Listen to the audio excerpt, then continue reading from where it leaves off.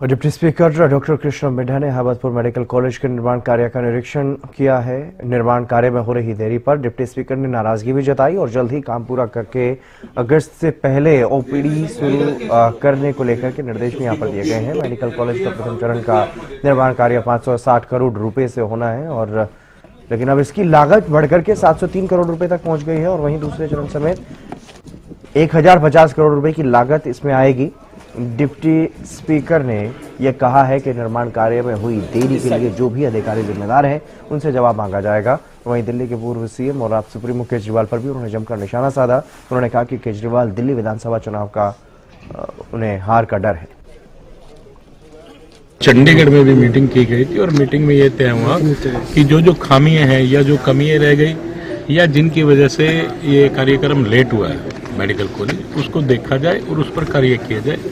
आज कंपनी को भी मैसेज कर दिया गया और जो विभाग संबंधित विभाग थे उनको भी कह दिया गया और डीसी साहब भी उनका पूरा संज्ञान लेंगे और अब समय निर्धारित करने की बात है कि वो समय निर्धारित कर देंगे और कुछ फाइनेंस की दिक्कत आ रही है उसको भी बातचीत करके पूरा करेंगे। पूर्ण रूप से मैसेज कर नहीं पाए जिसकी वजह से दिक्कत आई है और मैं ये कहूँगा कि रास्ते का भी एक विषय है। इस रास्ते को फिलहाल छोड़ा किया जा रहा है और प्रयास ये रहेगा कि अगस्त से पहले ओपीडी शुरू कर दे ताकि आगे जो बच्चों का एडमिशन लेना है इसमें तो उसके लिए फाइल चली जाए ताकि अगले वर्ष से ये कोर्स प्रारंभ हो सके। एक ऐसा विषय रहेगा और अगर अब कंपनी टाइम रखने के बाद भी अगर लेट करती है उस पर फाइन वगैरह लगाया जाएगा। ये सभी डीसी साहब को इस विषय पे सारी बातचीत हो गई है।